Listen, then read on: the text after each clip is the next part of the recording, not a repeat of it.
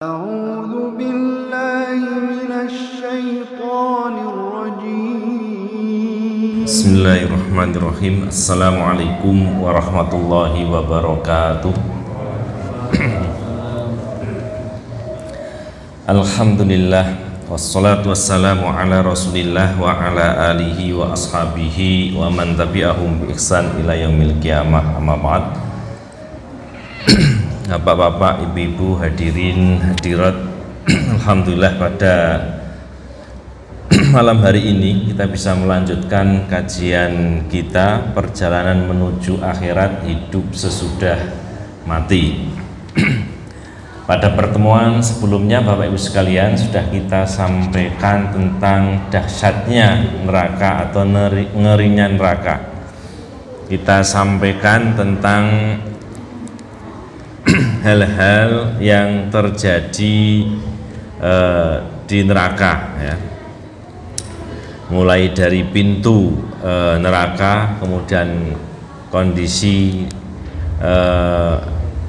apa istilahnya, makanan dan minuman yang ada di dalam neraka, binatang yang ada di dalam neraka, kemudian juga pakaian penghuni neraka, ya. Yang intinya Bapak Ibu sekalian, ya, bahwa segala yang jelek, ya, semua yang jelek itu ada di dalam neraka.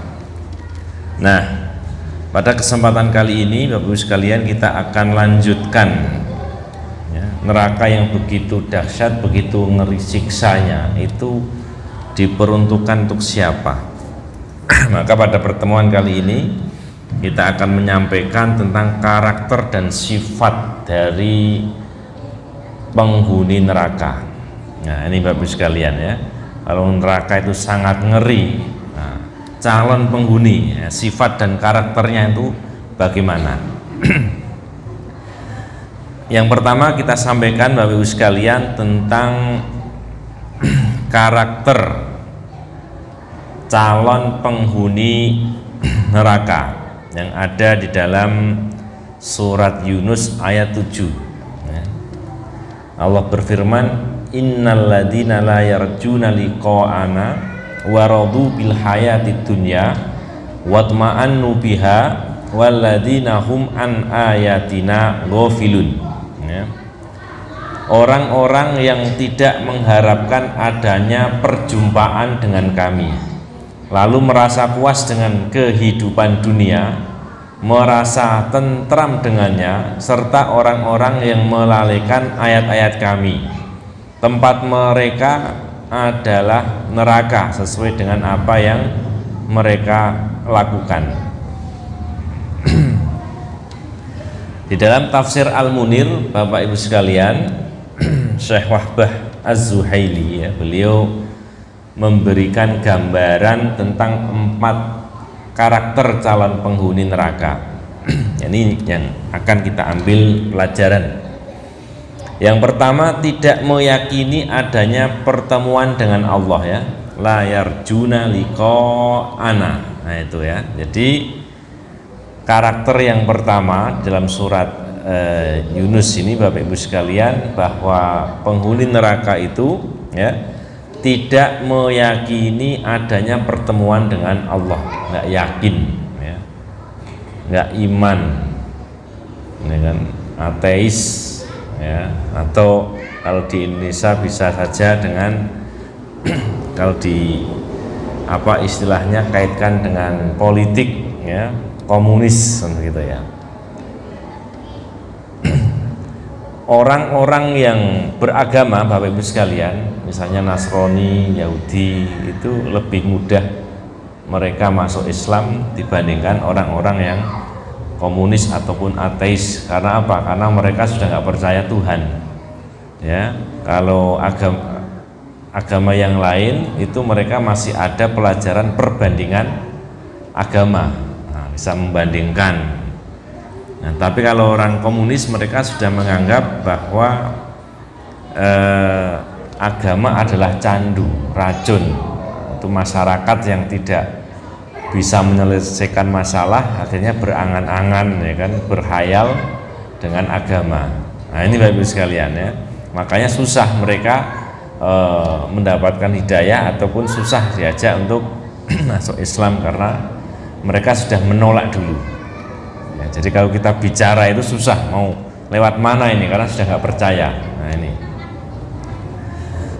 jadi yang pertama ya, karakter dari penghuni neraka Bapak Ibu sekalian adalah tidak meyakini adanya pertemuan dengan Allah ya, nggak yakin kelak akan bertemu dengan Allah Subhanahu wa Ta'ala, nggak yakin kelak akan dipertemukan dengan zat yang menciptakannya. Nah ini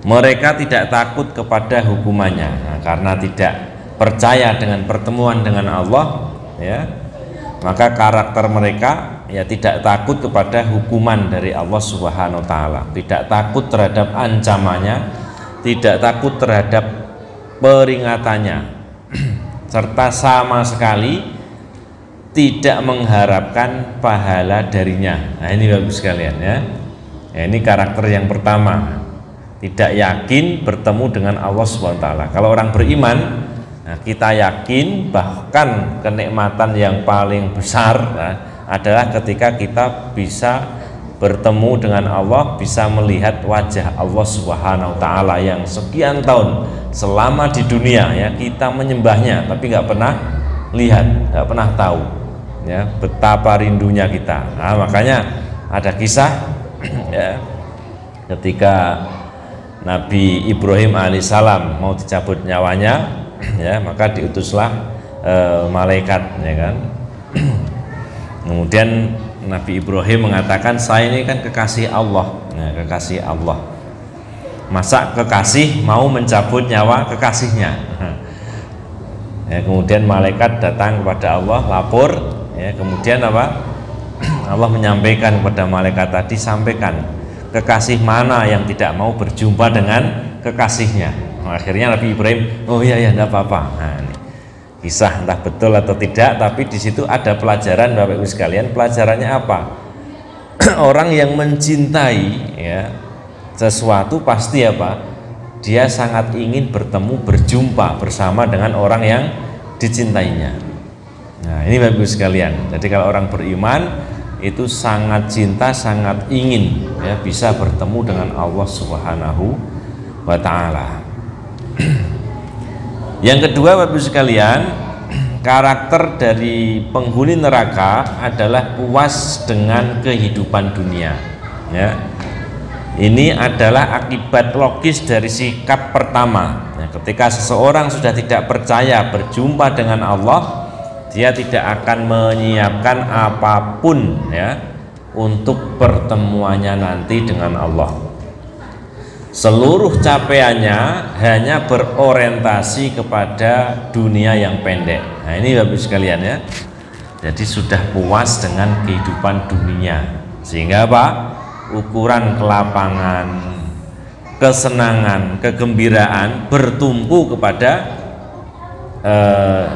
dunia dan keduniaan semata ya. Ya ini jadi ukurannya dunia. Jadi yang dianggap orang yang paling mulia ya adalah orang yang paling banyak kekayaannya, orang yang paling banyak followernya, orang yang paling banyak terkenal. Nah begitu ya, orang yang paling tinggi kedudukannya. Nah itu, jadi hati-hati Bapak Ibu sekalian ketika kita puas dengan kehidupan dunia ini. Maka salah satu cara untuk menanamkan kepada anak-anak kita Bapak Ibu sekalian, bagaimana anak-anak kita itu kita tanamkan agar mereka cinta ilmu, senang ngaji, baca Al-Quran, hadir ke majelis taklim ya kan, belajar, itu sudah benar ya kan. Karena kalau anak sejak kecil ya kita ajari kerja Bapak Ibu sekalian, cari uang ya selamanya, seterusnya dia akan cari uang terus, mikir terus gimana cari uang gitu. Nah, makanya kalau kita punya anak ya nggak usah diajari cari uang waktu kecil ya, ajari aja untuk cinta ilmu. Nah gitu ya. nggak usah disalahkan. Kadang kan motivator nyalahkan, ya kan, sekolah, ya kan, lulus sekolah nanti apa cari uang, tapi ketika sekolah nggak diajari bagaimana caranya cari uang. Nah, soalnya kalau diajari nanti nggak mau sekolah, ya kan? Maunya cari uang. Nah, ini Bapak Ibu sekalian ya. Makanya yang perlu kita tanamkan bagaimana anak-anak kita ini cinta kepada ilmu, ya, cinta kepada ilmu, baca Al-Quran, ya kan, mengetahui maknanya, menyebarkannya dan sebagainya. Nah ini karena kalau sudah mencari dunia, mencari materi dan itu dijadikan sebagai sebuah kepuasan, sebagai puncak dari prestasi Bapak Ibu sekalian, ya, maka itu adalah menjadi sebagai permasalahan yang sangat penting. Nah, makanya Bapak Ibu sekalian, jangan sampai ya kita puas dengan kehidupan dunia ini. Ya, jangan merasa senang, santai, tapi harus ada yang kita perjuangkan, harus ada ya yang menjadi visi misi kita, ya, bagaimana kita peduli kepada masyarakat, ya kan, bagaimana kita berdakwah, ya, bagaimana tetangga kita itu bisa mengamalkan ajaran-ajaran Islam dan sebagainya. Ya. Kemudian yang ketiga Bapak Ibu sekalian, karakternya dari penghuni neraka atau calon penghuni neraka adalah merasa tentram dan nyaman dengan dunia, ya. Ini dirasakan ketika kesenangan dan kenikmatan dunia, entah berupa harta, wanita, kedudukan dan jabatan berhasil dicapai.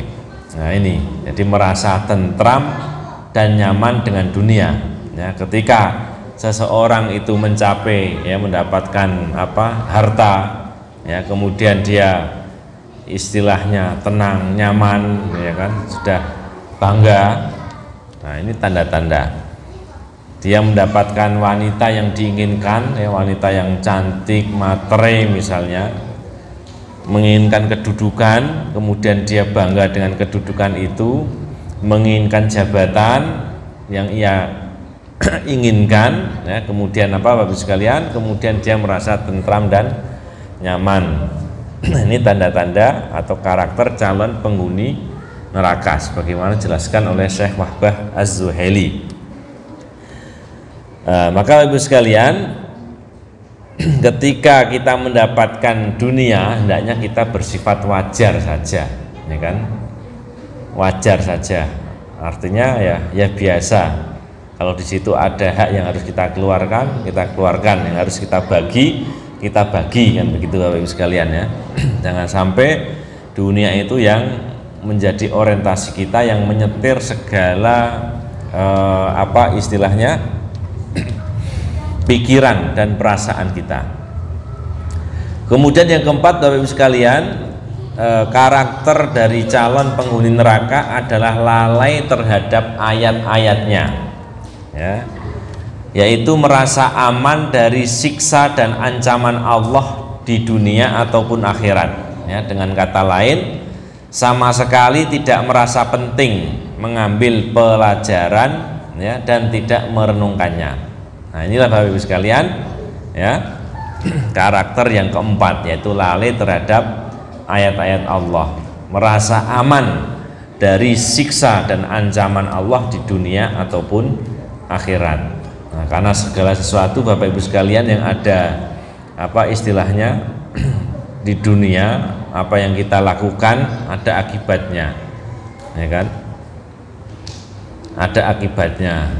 Ya, misalnya Bapak Ibu sekalian, ada orang yang zalim terhadap orang yang lain, nah, maka akibatnya apa?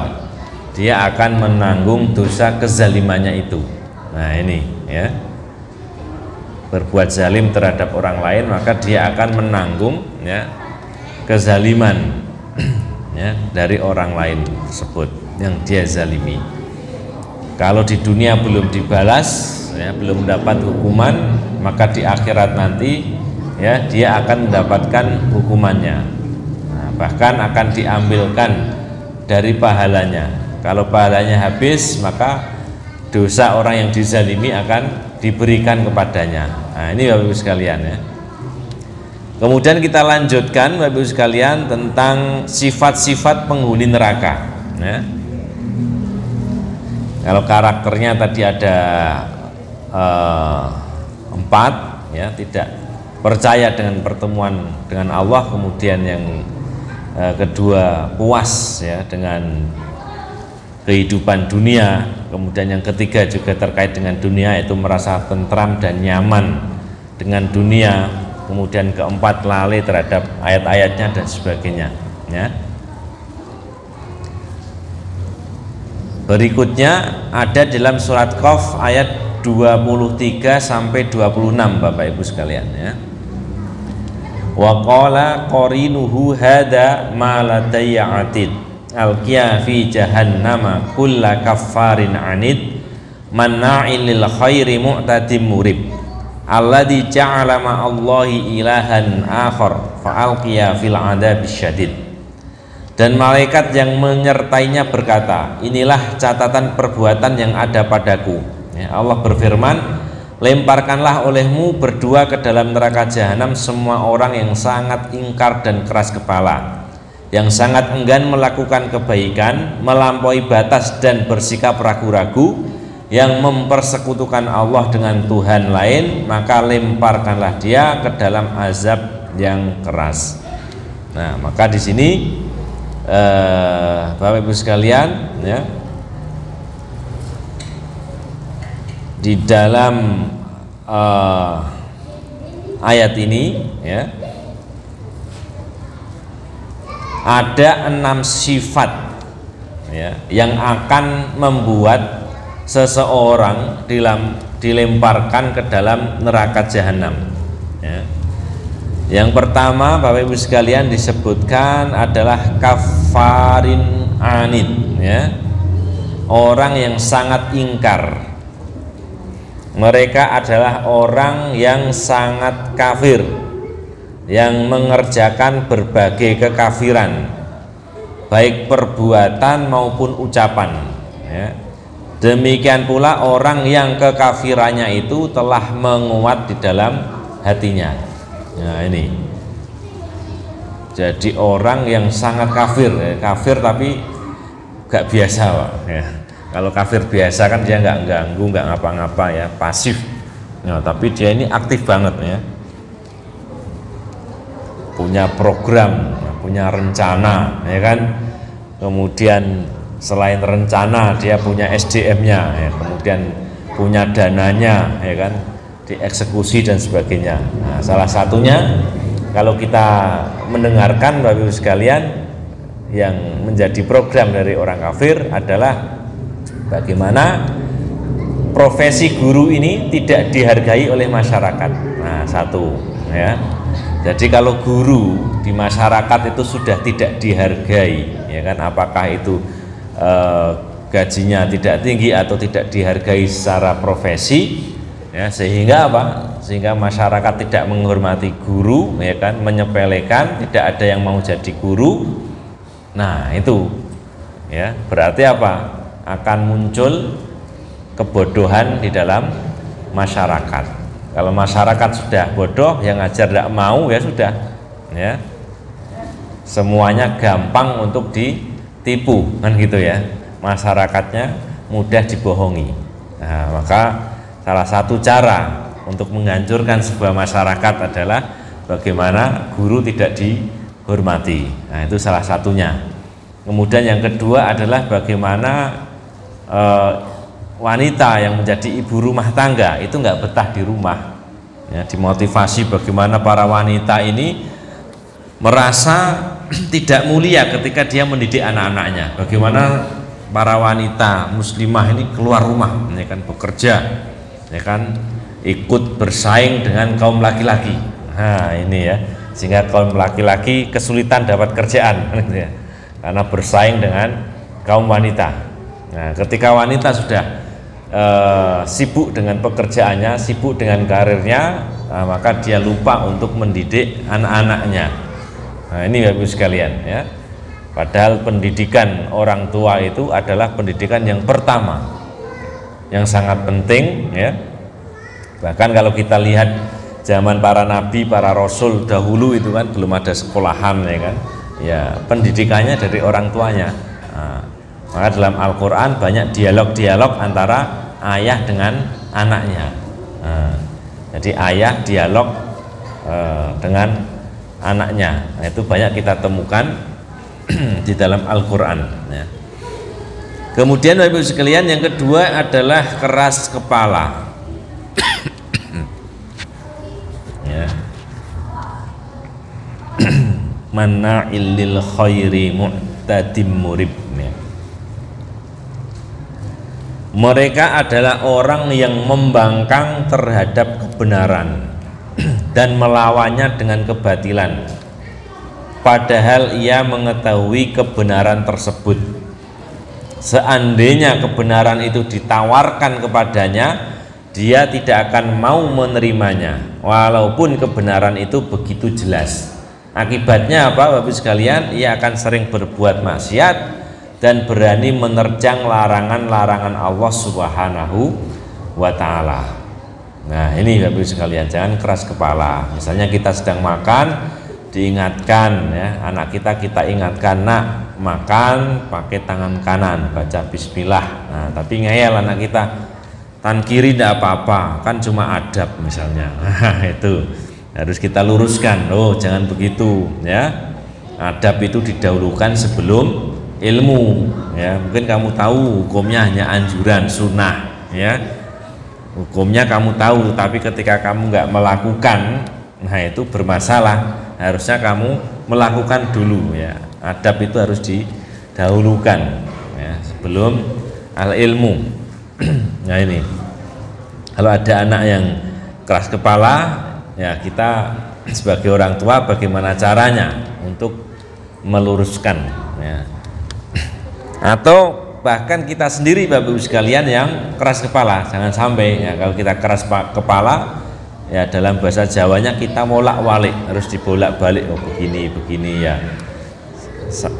Setiap orang ya ada salahnya gitu kan, ada benarnya, tidak benar terus, tidak salah terus. Boleh jadi saya salah ya, kemarin saya salah, dia yang benar. Nah, tapi kalau kita keras kepala, kenceng terus Bapak Ibu sekalian, nah itu jangan sampai, karena khawatirnya nanti ketika ya kebenaran yang disampaikan kepada kita, kemudian kita punya karakter keras kepala, itu kebenaran itu kita tolak ya, padahal sebenarnya itu benar yang disampaikan oleh teman kita, tetangga kita, keluarga kita, misalnya anak kita, istri kita, itu benar, tapi karena kita keras kepala, kita tolak ya kan, atau bahkan gengsi gitu ya. Laki-laki itu kan gengsi Pak. Laki-laki itu kalau punya masalah dia nggak akan curhat Pak ya. Laki-laki kalau punya masalah dia akan cari solusinya ya kan. Gimana itu solusinya? Nah gitu ya. Nanti sampai rumah dia nggak cerita istrinya, nah, ceritanya ketika sudah selesai. Ketika masalah sudah selesai dia baru bilang, kemarin ada masalah gini loh. Terus gimana? Tenang saja, sudah selesai. Itu laki-laki Pak. Kalau istri, oh itu curhat, ada masalah ngomong kemana-mana. Nah, itu bedanya ya, ngomong kemana-mana. Nah, kemudian tidak mau dikasih solusi, pengen didengar saja. Sebenarnya dia sudah tahu solusinya. Nah, itu kalau wanita. Nah, kalau laki-laki tidak seperti itu. Makanya kadang-kadang Bapak Ibu sekalian ya, sifat keras kepala yang ada dalam setiap orang, dalam diri kita, harus kita kurangi, karena khawatirnya ketika kita mendengarkan kebenaran kemudian ada gengsi dan sebagainya, kita tolak itu kebenaran ya. Kemudian yang ketiga, mana'il khairi ya, sangat enggan melakukan kebaikan ya, sangat enggan melakukan kebaikan bahkan seluruh bentuk kebaikan. Nah, ini sifat dari penghuni neraka Bapak Ibu sekalian. Seolah-olah dia justru hendak mencari segala kebajikan agar dia bisa menghalanginya. Ada orang buat pengajian, dia berusaha menghalanginya. Ada orang yang menghidupkan murotal atau di kajian di speaker luar, dia berusaha terganggu, merasa terganggu, lapor, protes misalnya ya. Menghalangi manusia dari amal kebajikan. Ada manusia yang melakukan amal soleh, dia kritik, wah itu sedekah kok di foto-foto misalnya kan, itu pamer apa sedekah apa ikhlas misalnya. Keburukan terbesarnya adalah menghalangi mereka untuk beriman kepada Allah Subhanahu wa Ta'ala, malaikatnya, kitab-kitabnya, dan para rasulnya, serta menghalangi seseorang untuk mendakwai mereka. Nah, ini Bapak Ibu sekalian. Jadi intinya, kalau kita bagi orang beriman, selama itu kebaikan kita dukung. Ada kebaikan apa? Ya, kalau nggak bisa kita dukung dengan dana, ya, dengan tenaga, dengan pikiran, minimal tidak menghalangi, kan gitu ya, tidak mengganggu.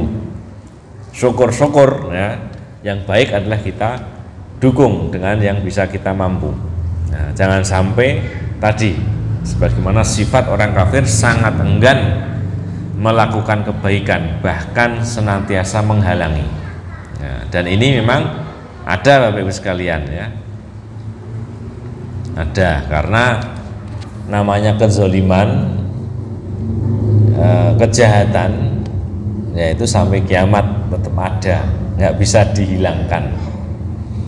Yang hilang nanti setannya pensiun, iblisnya pensiun. Dan itu sampai akhir zaman masih ada. Bisanya kita mengurangi, ya kan?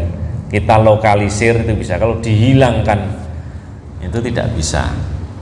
Karena sunnatullahnya memang harus ada, ya kan? Jadi dunianya biar hidup ya, di dunia itu ada berbagi peran, ya kan? Ada ujian, nah itu memang ada orang-orang yang halangi. Maka Bapak Ibu sekalian, ketika ada niat baik kita lakukan, kemudian ada yang menghalangi, ya, ada yang nggak suka, maka kita harus segera paham, segera sadar. Wis bener dalane, gitu ya. Kalau lancar, mulus terus, nah itu malah nggak bener mungkin ya, nggak ada tantangannya ini. Ya. Nah, meskipun berbeda antara satu tempat dan tempat yang lain. Kalau di sini mungkin tidak masalah, ya kan? Kalau di tempat lain karena di situ banyak yang pahamnya masih berbeda, mungkin banyak yang tidak setuju. Misalnya kajian umum di tempat lain, di desa lain kan mungkin jarang ada kajian tabligh akbar, adanya yasinan, tahlilan. Nah, mungkin kalau ada orang yang mengadakan tabligh akbar, kajian umum, mungkin bagi mereka aneh. Ngapain tuh kok begitu ya? Kajian ya seperti ini, ya, gitu kan? Seperti gimana yang mereka lakukan. Pokoknya ada makan-makan, nah gitu kan. Ada orang sakit minta didoakan, makan-makan. Delalah yang didoakan tuh mati, makan-makan lagi, gitu kan. 7 hari makan, ya kan. 40 hari makan lagi, 100 hari makan-makan. Nah itu dalam kondisi yang seperti itu ya bisa jadi berbeda dengan kondisi lingkungan yang sudah kondusif seperti ini. Nah itu jadi tantangannya berbeda, tapi tetap ada tantangannya, tetap ada yang tidak suka, baik disampaikan secara terang-terangan maupun tersembunyi. Nah ini Bapak Ibu sekalian. Yang keempat, tanda dari atau sifat dari penghuni neraka adalah melampaui batas Bapak Ibu sekalian. Mereka melanggar batas-batas hukum Allah dan melanggar hak-hak makhluk sehingga berbuat jahat kepada mereka. Dia tidak hanya menghalangi seseorang untuk berbuat kebajikan, tetapi juga berbuat jahat terhadapnya. Hal ini seperti perbuatan yang dilakukan oleh orang Quraisy terhadap Nabi Shallallahu Alaihi Wasallam. Mereka melarang beliau berbuat baik sekaligus berbuat jahat kepada beliau, sebagaimana mereka juga melampaui batas dalam membelanjakan hartanya. Nah, itu Bapak Ibu sekalian ya. Jadi mereka melampaui batas. Jadi ada orang berbuat baik ya, itu dilarang, dan tidak berhenti dengan melarang saja, tapi juga dia berbuat jahat. Nah, misalnya Rasulullah ketika dakwah di Mekah dihalangi, nggak boleh, ya kan? Tidak hanya nggak boleh saja, tapi apa, diembargo misalnya, kan? Nggak boleh berhubungan dengan apa istilahnya kabilahnya Nabi Muhammad misalnya. Nah, itu disakiti, ya kan? Ketika sholat di Ka'bah misalnya dilempari kotoran dan sebagainya. Nah, ini Bapak Ibu sekalian ya, melampaui batas, yaitu sifat dari penghuni neraka. Makanya ketika ada di dalam diri kita sifat itu, kita harus segera sadar. Misalnya marah, ya marah biasa saja, tidak usah melampaui batas. Ya, kalau berbuat salah ya biasa, ya, namanya orang berbuat salah, tapi bagaimana kita bisa segera minta maaf, ataupun kita bisa memberi maaf, ya. Jangan sampai hati kita langsung merasa sakit dan sebagainya sehingga tidak mampu untuk memaafkan. Nah, itu Bapak Ibu sekalian. Kemudian sifat yang kelima Bapak Ibu sekalian adalah bersikap ragu-ragu. Tertanam dalam dirinya keraguan dan kebimbangan.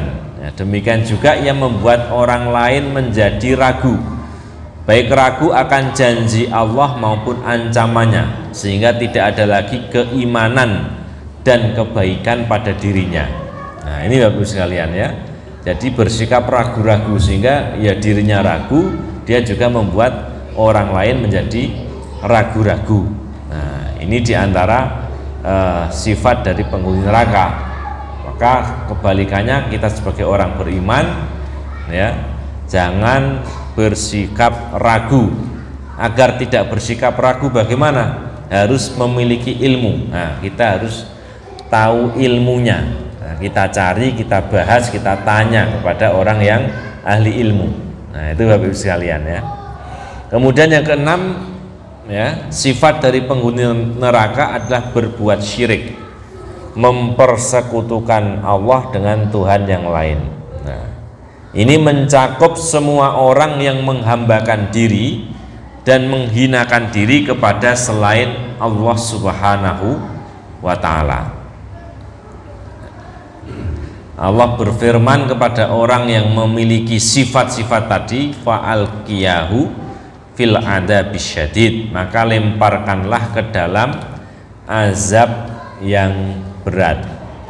Nah, ini Bapak Ibu sekalian ya, yang bisa kita ambil pelajaran ya dari surah Qaf ya, ayat 23-26, bahwa sifat-sifat penghuni neraka yang dimasukkan ke dalam neraka, sebagaimana yang sudah kita ketahui tentang ngerinya ya, tentang ngeri siksanya, adalah orang yang sangat ingkar ya kan, keras kepala, sangat enggan melakukan kebaikan ya, kemudian melampaui batas, bersikap ragu-ragu, kemudian berbuat syirik. Nah, ini sehingga pelajarannya bagi kita Bapak Ibu sekalian adalah kebalikannya ya.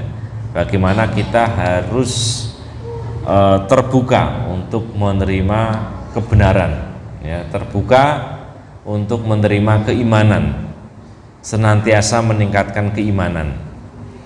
Nah, itu Bapak Ibu sekalian ya.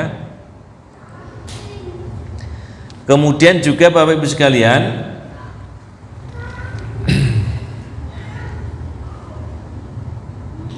ada 3 tambahan ya sifat penghuni neraka, tapi ini diambil dari hadis Bukhari Muslim. Kalau tadi dari surah Qaf ya, disebutkan di dalam hadis Bukhari Muslim, ala ukhbirukum bi ahlil jannah ya, Rasulullah bersabda, ya, maukah aku kabarkan kepada kalian siapa penghuni surga? Kullu dha'ifin mutadha'ifin, ya, merekalah orang yang lemah lagi diremehkan orang lain, ya. Lau aqsama 'alallahi la abarrahu, ya. Namun jika dia bersumpah dengan menyebut nama Allah, pasti Allah akan mengabulkannya. Ala ukhbirukum bi ahlin nari, maukah aku kabarkan pada kalian siapa penghuni neraka? Ya. Kullu utullin jawadin mustakbirin, merekalah orang yang kasar, ya, tak sabaran lagi sombong. Nah, ini Bapak Ibu sekalian, di dalam hadis ini Nabi menyebutkan 3 sifat yang bisa membuat seseorang terjerumus ke dalam neraka. Yang pertama adalah sifat kasar, ya, dalam bahasa Arabnya adalah al-utul, ya, utul, ya. Yang kedua sifat tidak sabar, ya, yaitu jawad. Kemudian yang ketiga adalah sifat sombong, mustakbirin, ya, sifat sombong. Nah, ini sifat kasar Bapak Ibu sekalian, ya, sifat kasar ini berasal dari hati seseorang yang jauh dari keimanan dan amal soleh. Nah, ini jadi kalau semakin orang itu imannya tipis, ya, semakin sedikit amal soleh, itu hatinya akan semakin kasar. Nah, jadi kalau Bapak Ibu sekalian ingin mendapatkan orang yang lembut hatinya, ya ke masjid, insya Allah lembut-lembut. Kalau ingin ketemu orang yang hatinya kasar, ya kan, ke pasar, karena tempat yang seburuk-buruk tempat, di situ istilahnya orientasinya dunia semua, itu sikut kanan sikut kiri, bohong dan sebagainya ada semua, ya. Atau di tempat-tempat yang jelek, nah di situ orangnya kasar-kasar.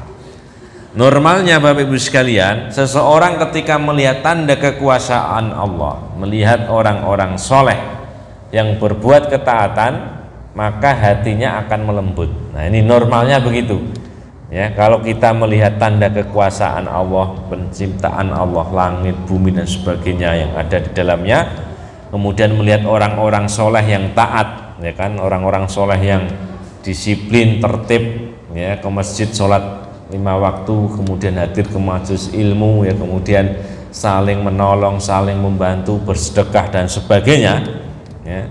Normalnya Bapak Ibu sekalian, ya, itu hatinya akan lembut. Oh iya, apik banget ya wong-wonge gitu kan.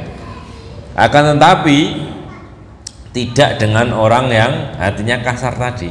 Melihat hal tersebut justru hatinya semakin mengeras, ya.